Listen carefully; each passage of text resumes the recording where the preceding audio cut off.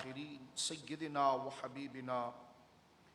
نبینا و کریمنا و مولانا محمد صلی اللہ علیہ وسلم عبدہ و رسولہ بالہدا و دین الحق ارسلہ اما بعد فاعوذ باللہ من الشیطان الرجیم بسم اللہ الرحمن الرحیم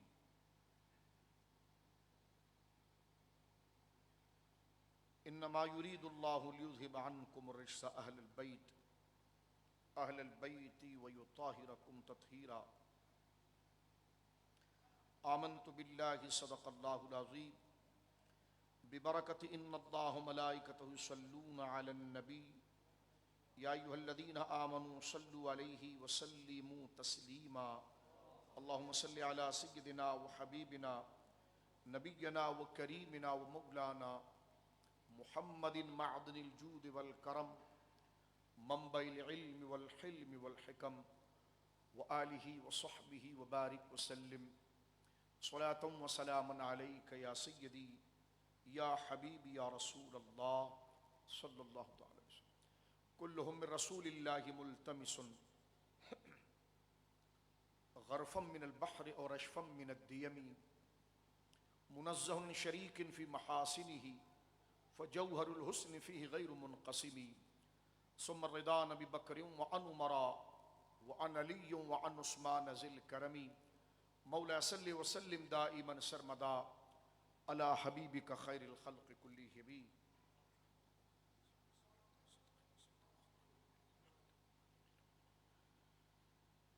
کیا بات رضا اس چمنستان کرم کی، کیا بات رضا اس چمنستان کرم کی، زہرا ہے کلی جس میں حسین اور حسن پھول، بیدم یہی تو پانچ ہیں مقصود کائنات، خیر النساء حسین و حسن مصطفیٰ علی. یا الہی رحم فرما مصطفیٰ کے واسطے، یا رسول اللہ کرم کیجئے خدا کے واسطے، مشکلیں حل کر شہ مشکل کشا کے واسطے، کربلائیں رد شہید کربلا کے واسطے، سید سجاد کے صدقے میں صادق رکھ ہمیں، علم حق دے باقر علم خدا کے واسطے، دو جہاں میں خادم آل رسول اللہ کر، حضرت آل رسول مقتدیٰ کے واسطے، کر عطا احمد رضا احمد مرسل ہمیں، میرے آقا حضرت احمد رضا کے واسطے. اللہ کی حمد و ثنا نبی محترم نبی معظم باعث تخلیق ارض و سما صلی اللہ علیہ وآلہ آلہ وصحبہ وبارک وسلم کی بارگاہ مقدسہ میں انتہائی محبت و عقیدت کے ساتھ درود و سلام پیش کرنے کے بعد تمام تعریف اللہ وحدہ لا شریک کے لیے ہے. درس نظام مصطفیٰ صلی اللہ علیہ وسلم کے عنوان سے اخلاق و عقائد اعمال کی اصلاح کے حوالے سے ایک دفعہ پھر یہ نشست منعقد کی گئی ہے، جس کا مقصد یہ ہے کہ قرآن و سنت میں ذکر کردہ ہماری تمام تر ذمہ داریاں اور ایک مسلمان کے لیے اپنے اخلاق و عقائد کے ساتھ ساتھ اپنی معاشرت اور اپنی زندگی کے لیے کن کن چیزوں کا احیاء کرنا لازم ہے،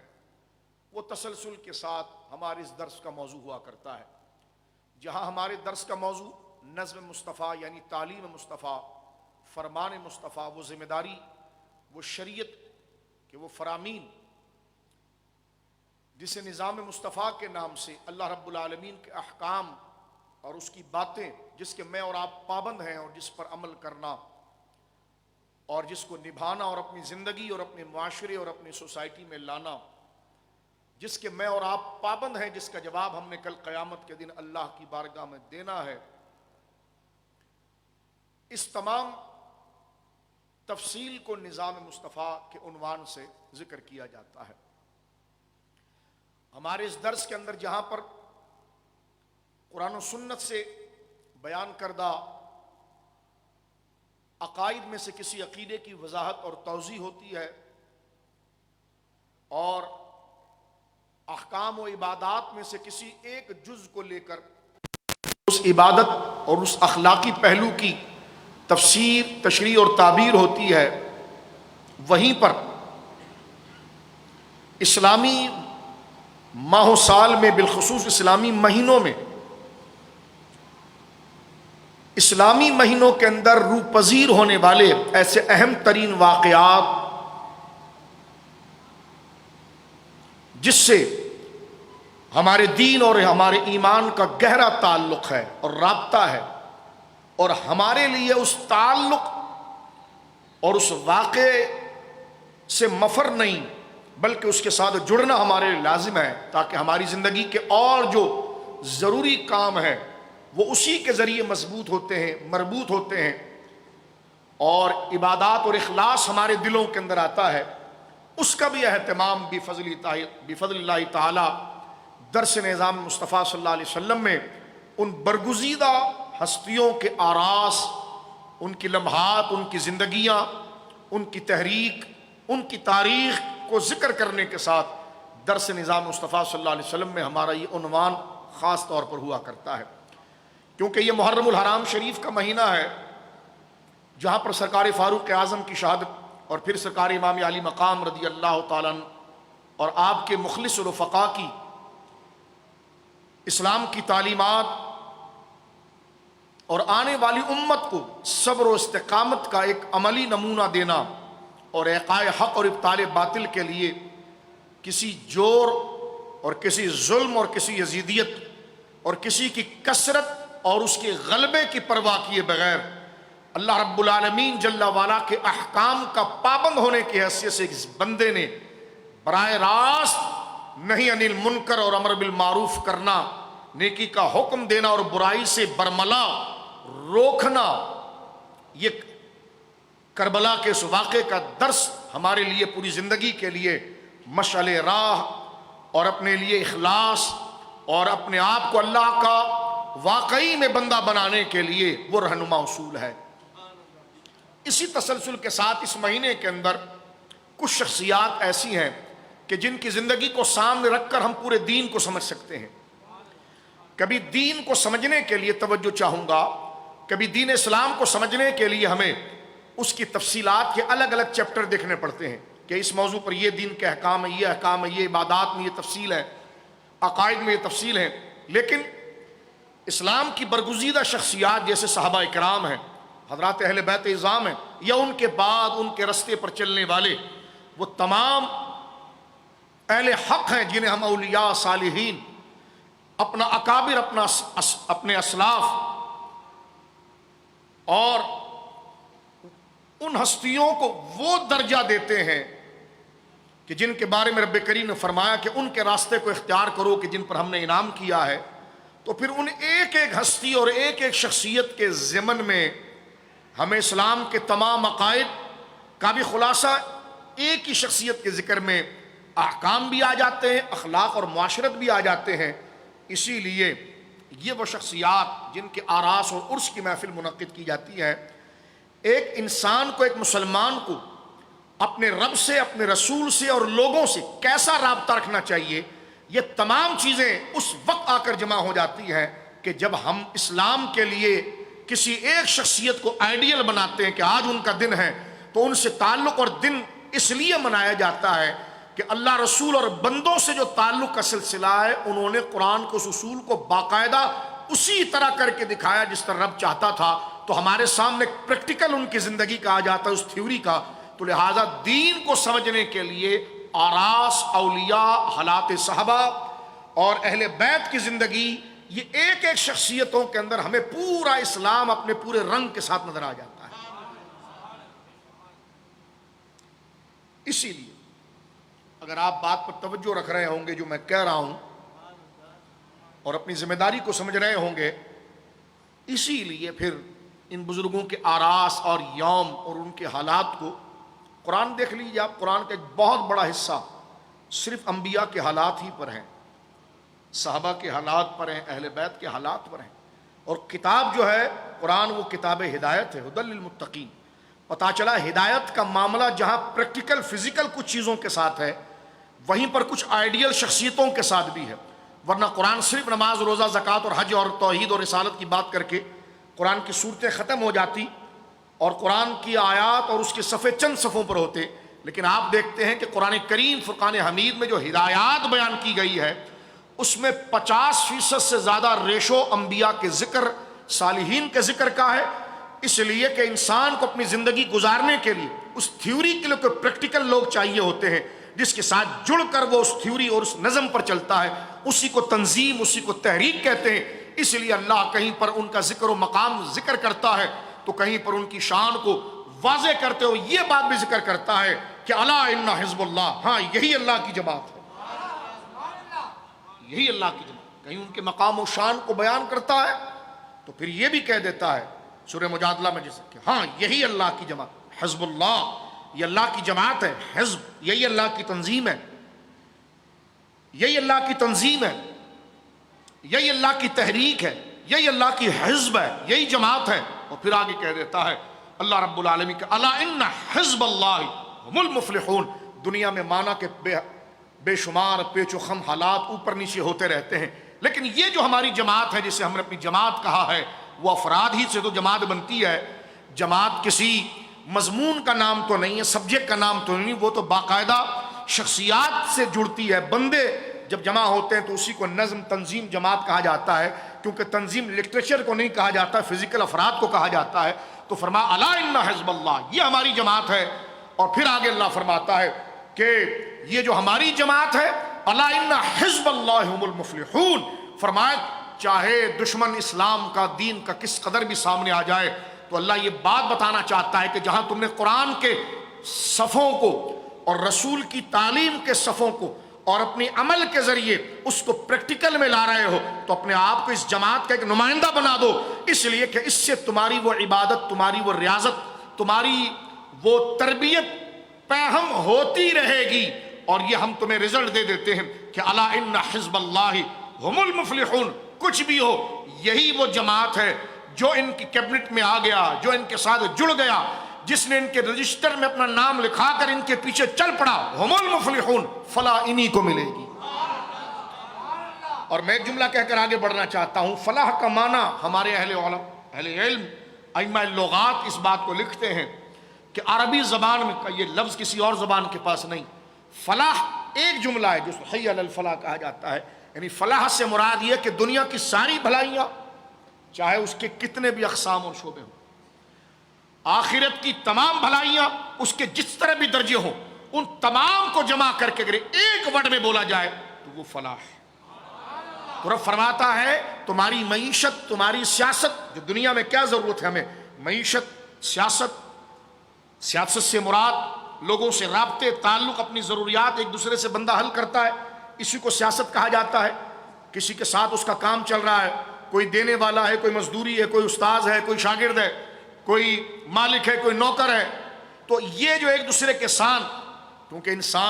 انسانوں کے درمیان میں رہتا ہے تو ایک دوسرے کے ساتھ جو اس کا رشتہ، تعلق اور حاجت ایک دوسرے کے ساتھ جڑتی ہے، اس کو سیاست شریعہ کہتے ہیں، اسی کو سیاست کہا جاتا ہے۔ تو لہٰذا یہ تمام زندگی کے جو شعبہ جات ہیں، اللہ فرماتا یہ ہو یا پھر قبر سے شروع ہونے والا تمہارا دوسرا مرحلہ حساب و کتاب تک ہو، تو فرمایا ان کے ساتھ اگر تم جڑ گئے اور اپنی زندگی کے کسی بھی تھیوری اور جو قرآن و سنت کی جو تھیوری ہے اس کو پریکٹیکل کرنے کے ساتھ ان کے عمل کو تم نے سامنے رکھا، ان کو ماڈل بنا کر اسی سانچے میں اپنے آپ کو ڈھالا، تو فرمایا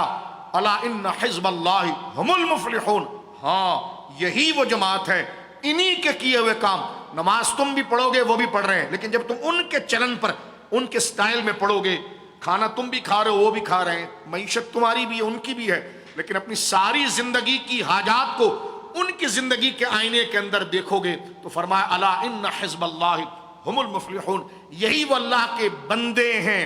جو اللہ کی تنظیم ہے۔ حزب عربی زبان میں تنظیم کو کہتے ہیں، تحریک کو کہتے ہیں۔ اب میں نہیں سمجھتا کہ اس معنی کو مزید کھولنا پڑے۔ تنظیم جب بات کی جاتی تو تنظیم دیواروں کا نام نہیں ہوتا ہے، تنظیم مکان کا نام نہیں ہوتا ہے، کتابوں کا نام نہیں ہوتا، بندوں کا نام ہوتا ہے۔ تو فرمایا الا ان حزب اللہ، یہ جو بندے زمین پر تیار ہو چکے ہیں ہمارے،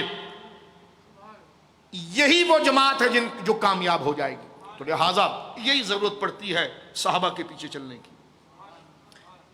اہل بیت کے پیچھے چلنے کی، اولیاء کے پیچھے چلنے کی، علماء کے پیچھے چلنے کی، صالحین کے پیچھے چلنے کی۔ کیونکہ تنظیم ہی وہ زنجیر ہے کہ جس کے ساتھ کڑی سے کڑی بندہ جوڑتا ہے. آج مانا کہ ہم 1500 سال پہلے نکل آئے ہیں, بہت دور آ گئے ہیں دور رسالت سے, لیکن ہم اگر چاہتے ہیں کہ وہ رنگ ہمارے اندر آ جائے تو پھر ہم اپنا نام ان کے رجسٹر میں لکھا دیں جن کا نام ان کے رجسٹر میں لکھا تھا, ان کا نام ان کے رجسٹر میں لکھا تھا, ان کا نام ان کے رجسٹر میں لکھا تھا. تو یہ وہ ترتیب جس کو تنظیم کہا جاتا ہے, یہی حزب ہے. اور اللہ فرماتا الا ان حزب اللہ ہم المفلحون. ہاں یہی جو ہماری جماعت ہے جو قیامت تک رہے گی, جو حق کی بالادستی کی بات کرے گی, وہ تمہارے سامنے پیدا بھی ہوگا, عمر ابھی پائے گا, جوانی اور بڑھاپا ابھی پائے گا, لیکن وہ بات پیچھے اس جماعت کی کر رہا ہوگا. تو فرمایا ان کے ساتھ جڑے رہو کہ یہی وہ جماعت ہے جو کامیاب ہے. یہی طریقت کے سلسلے ہوتے ہیں, یہی آپ کو شجرہ دیا جاتا ہے, یہ تمام معاملات کیے جاتے ہیں. اس میں بندے کو میچیور ہونا چاہیے. جس طرح کہ فرمایا گیا کہ اگر بکری ریوڑ سے الگ رہتی ہے تو بھڑیا اس پر حملہ کرتا ہے, لیکن چند بکریاں جمع ہو جائیں یا چند وہ جانور جمع ہو جائے جس پر بھیڑیا شکار کر کے شکار کر سکتا ہے. لیکن آپ دیکھتے ہیں اپنی فزیکل لائف کے اندر بھی کئی جگہ آپ نے پڑھا اور نظارہ کیا ہوگا کہ چند وہ جانور جو اپنی ساکھ میں کمزور نہیں, لیکن وہ جب جمع ہو جاتے ہیں تو شیر کو بھی دوڑا دیتے ہیں. لہذا ہم اپنے وجود میں, اپنے نام میں, اپنی شناخت میں الگ ہیں, لیکن اپنے دین میں, اپنے فکر میں ہم ایک ہیں. اسی کو مسلمین کہا گیا, اسی کو مومن کہا گیا, اور اسی کو اہل سنہ کہا گیا. اس ترتیب کی ضرورت کے اعتبار سے جو فلسفہ میں نے آپ کی خدمت میں عرض کیا, جو تمہید میں نے آپ کی خدمت میں عرض کی, اس میں ایک عظیم نام اسی محرم الحرام میں جن کا عرص پاک ہے اور جنہوں نے اس دار فانی کو سے رحلت فرمائی, وہ حضرت سید السجاد حضور سیدنا علی بن حسین بن علی بن ابی طالب المعروف سید السجاد امام زین العابدین رضی اللہ تعالیٰ عنہ کی ذات گرامی. پھر انہی کے تتبع میں چلتے چلتے چلتے چلتے چلتے چلتے اپنے درجے کے اندر امام زین العابدین رضی اللہ تعالیٰ عنہ وردہ عنہ کے, یا ان اکابر جس طرح کے میں ذکر کر رہا تھا, ان کے راستے پر چلتے ہوئے اور ان کے نظم اور حالات کو اپنے لیے مشعل راہ بناتے ہوئے جو شخصیات ہمارے لیے آئیڈیل اور نمونہ بن کر ہمارے سامنے, ہمارے لیے بحیثیت استاد اور مرشد کے سامنے آ جاتی ہے, تو انہی جس طرح کے سرکار امام زین العابدین رضی اللہ تعالیٰ عنہ ہے, آپ کی ولادت تو 38 ہجری ہے, ایک قول کے مطابق 38 ہجری. کربلا کا واقعہ 61 میں ہوا ہے. بڑی چوکنا ہو کر بیٹھے, چہرے سے کوئی رسپانس دیں کہ آپ کچھ سمجھنے کے لیے آئے, کیونکہ فرنٹ سیٹ کے جو لوگ ہیں ان کو شعوری طور پر اپنے ذہنوں پر رکھنا پڑتا ہے, ان کو واضح کرنا پڑتا ہے, کیونکہ پھر آپ کی سطح کو بلند کرنے میں ہی سارا ٹائم چلا جاتا ہے. پہلے سے اپنی سطح, اور ایسا نہیں کہ آپ پہلی دفعہ درس میں آتے ہیں, آپ کو ساری باتیں پتہ ہوتی ہے, تو اپنے چہرے سے آپ کو رسپانس دینا چاہیے کہ یہ باتیں آپ جانتے ہیں تاکہ اصل موضوع کی طرف ہم آگے بڑھ سکیں. ایک بات, حضرت سرکار امام زین العابدین رضی اللہ تعالیٰ جس طرح میں عرض کر رہا تھا کہ آپ کی ولادت طیبہ سرکار امام علی مقام امام حسین کے گھر جو ہو رہی ہے وہ سن 38 ہجری میں ہو رہی ہے. اقوال کئی ہوتے ہیں, اس کے پیچھے کوئی نہ لپک پڑے, اقوال کئی ہوتے ہیں, جس میں سے ایک قول یہ بھی ہے کہ 38 ہجری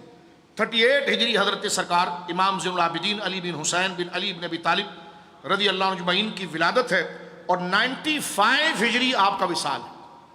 مانا کہ آپ نے دنیا سے پردہ 95 ہجری میں فرمایا ہے, 95 ہجری میں آپ نے دنیا سے پردہ فرمایا,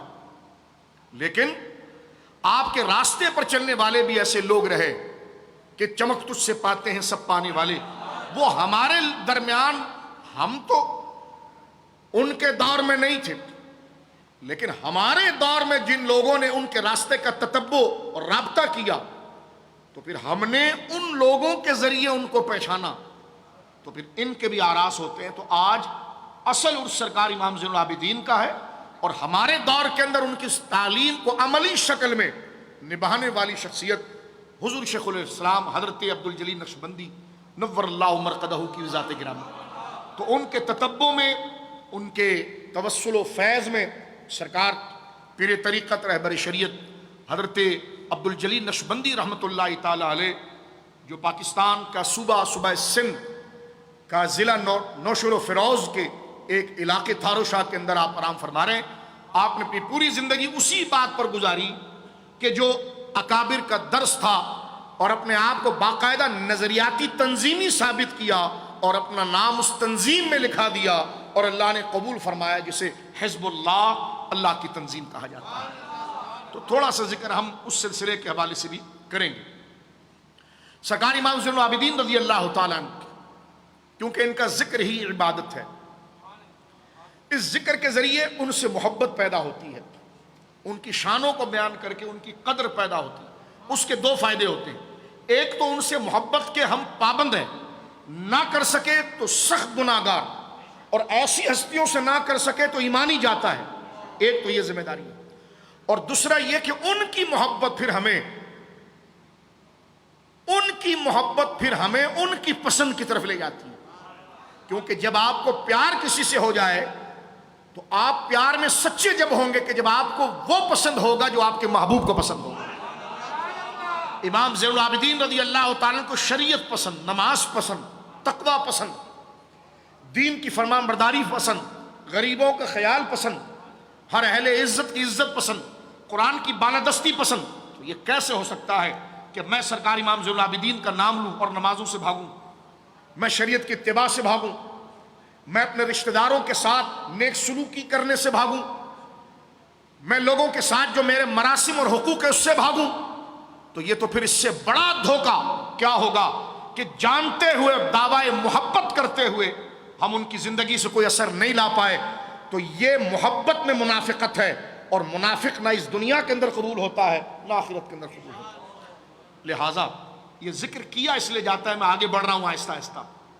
اس کے دو فائدے ہیں. ایک تو ہم ان کی محبت کے پابند ہیں، قرآن و سنت و دین اسلام ان ہستیوں سے محبت کا ہمیں پابند کرتا ہے. ایک اس کا تقاضا پورا ہو جائے،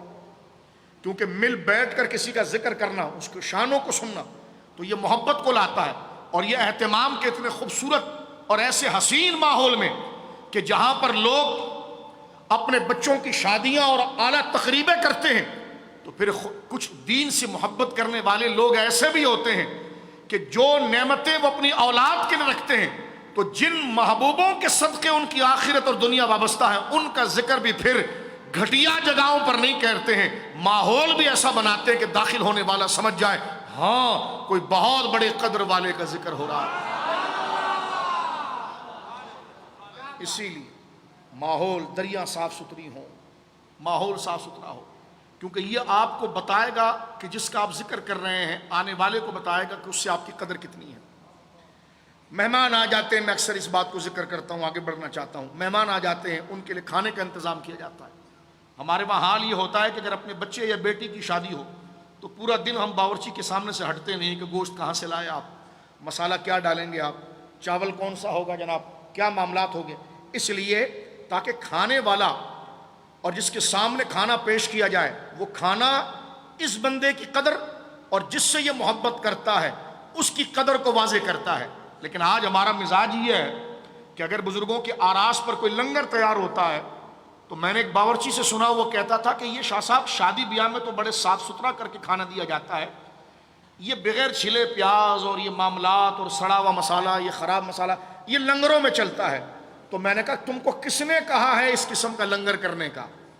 جو لوگ آتے ہیں وہ گھر سے کھانا کھا کر ہی آتے ہیں، لیکن کرنا چاہتے ہو تو اس سے تمہاری عقیدت پتہ چلے گی. جب اپنے گھر کی تقریب ہوتی ہے تو ایک ایک چیزوں کو چیک کیا جاتا ہے، اور جن سے ہماری دین اور آخرت اور اس بچے اور بیٹے سے زیادہ رشتہ کہ ہم پابند ہیں ان کی محبت کے لیے، تو ان کی نسبتوں کا کوئی احترام نہیں کیا جاتا. یہ ضروری نہیں، لیکن حساس بندے کے لیے سمجھنے کے لیے ایک بہت بڑی بات ہے.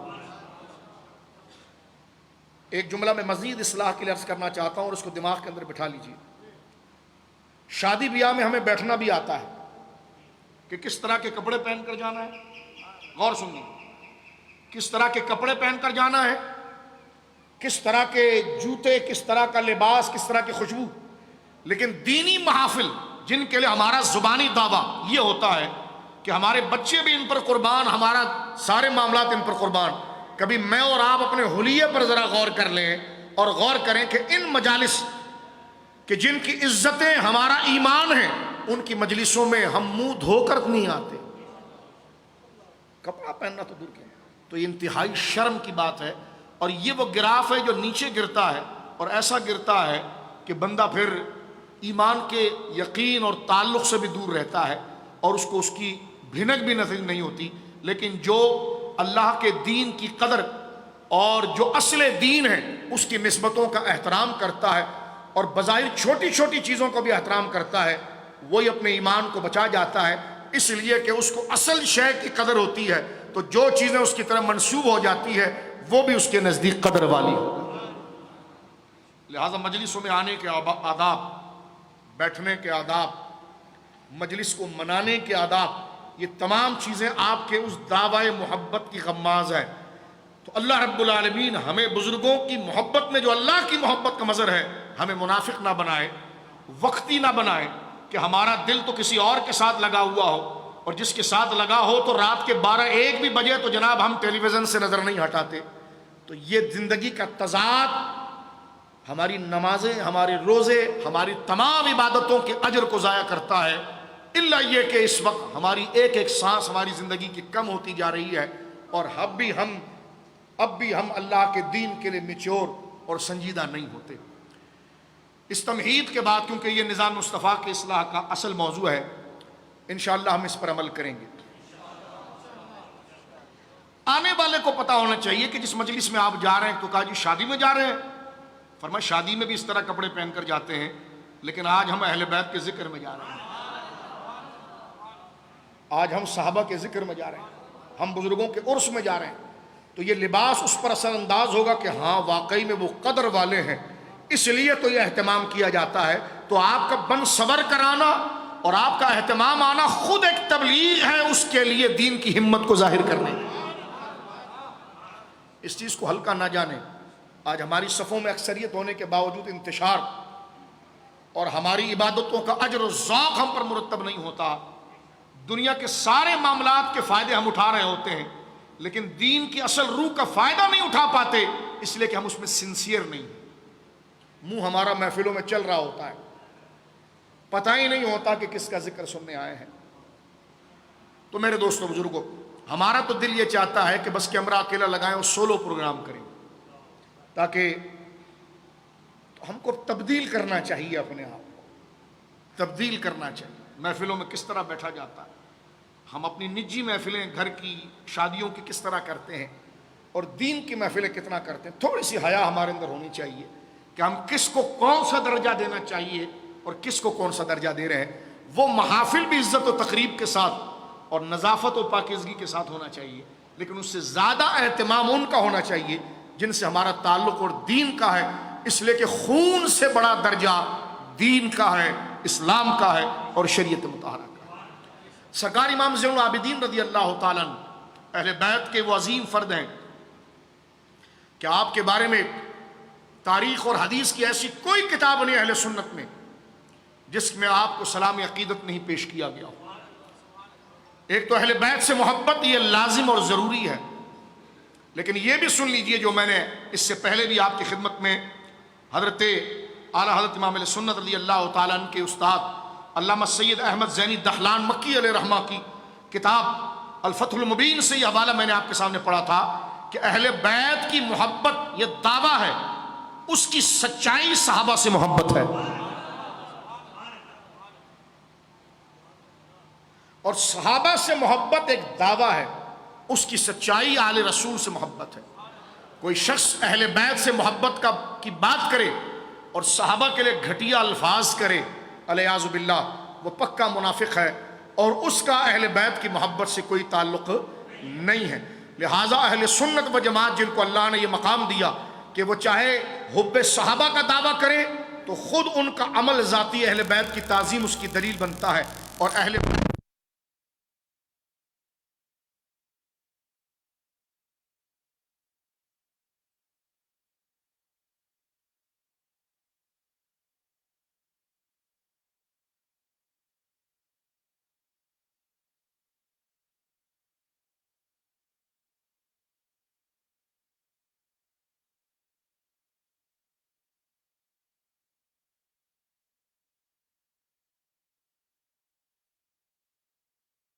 اللہ تعالی عنہ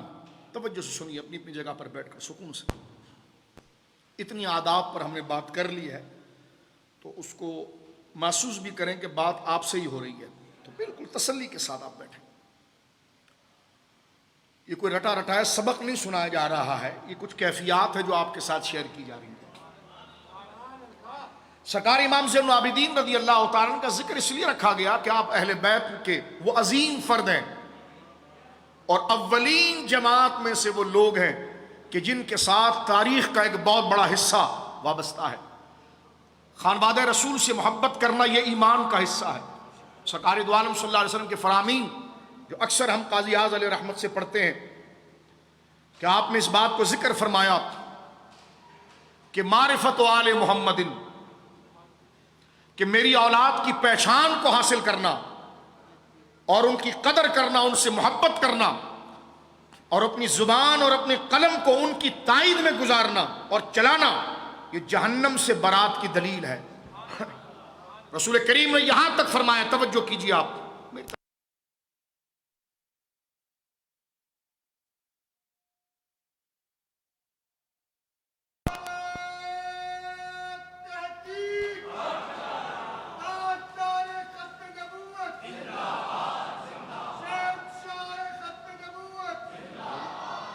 اللہم صلی علی محمد بارک وسلم صلاۃ و سلام علیک یا سیدی یا رسول اللہ صلی اللہ علیہ وآلہ. سرکار امام زین العابدین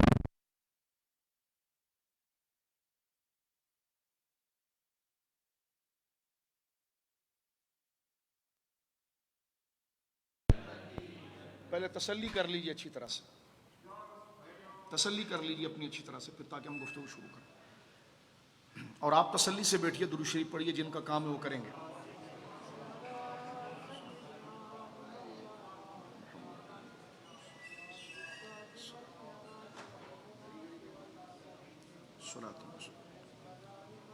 گفتگو شروع کیجیے, شروع کریں گفتگو. اللہم صلی علی من علیک یا سیدی.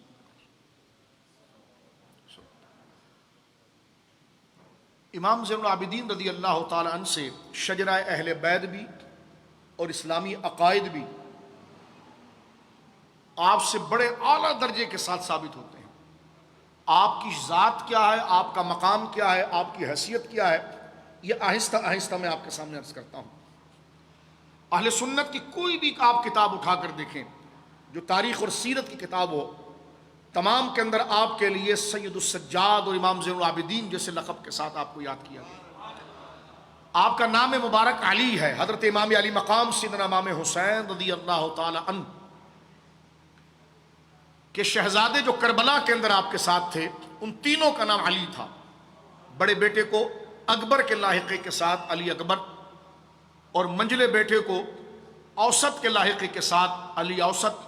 اور سب سے چھوٹے گود کے بیٹے کو اصغر کے لاحقے کے ساتھ علی اصغر. تو علی اکبر, علی اوسط اور علی اصغر. امام زین العابدین رضی اللہ تعالیٰ جو ہے وہ علی اوسط ہیں, یعنی حضرت مولا علی اکبر سے عمر میں چھوٹے اور حضرت علی اصغر سے اوپر. یہ کربلا کے اندر موجود ہیں. اور آپ کے بارے میں علماء لکھتے ہیں کہ علی ابن حسین ابن علی ابن ابی طالب القریشی الہاشمی المشہور بزین العابدین, کہ آپ کا نام علی ہے, آپ امام علی مقام امام حسین کے شہزادے ہیں اور وہ حضرت مولا علی کے شہزادے ہیں. آپ قریشی ہیں, آپ ہاشمی ہیں, اور آپ جس لقب کے ساتھ مشہور ہیں وہ لقب ہے زین العابدین. اس کے بارے میں ہمارے تمام تصوف کے علماء نے بھی, حضرت داتا صاحب نے بھی, اور تاریخ کو مرتب کرنے والے تمام علماء نے اس بات کو لکھا کہ آپ کی والدہ وَأُمُّهُ أُمُّ وَلَدٍ اسْمُهَا سَلَامَةٌ, یہ علامہ ابن کثیر لکھ رہے ہیں. وَكَانَ لَهُ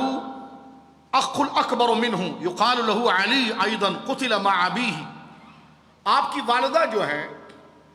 یعنی جو مولا امام حسین رضی اللہ تعالیٰ عنہ کی زوجہ ہیں, جن سے آپ تولد پذیر ہوئے, ان کے بارے میں کتاب میں یہ بات درج ہے اور یہ بات ذکر کی گئی ہے کہ فاروق اعظم رضی اللہ تعالیٰ عنہ کا دور خلافت تھا, اور جس وقت فاروق اعظم رضی اللہ تعالیٰ عنہ کو اللہ رب العالمین نے یہ قوت اور وسعت عطا فرمائی کہ آپ کے ہاتھ پر نظام دین زمین پر نافذ ہونے کے حوالے سے یعنی ہر سال فتوحات، ہر مہینے فتوحات کے دروازے کھلے. اور اس وقت کی سب سے بڑی سلطنت جو فارس کی سلطنت تھی، جس کو پرشین کہا جاتا ہے، تو یہ جو پرشین امپائر، فارس کی جو سلطنت ہے اور جس کا آخری بادشاہ جس کو یزدجر کہا گیا ہے،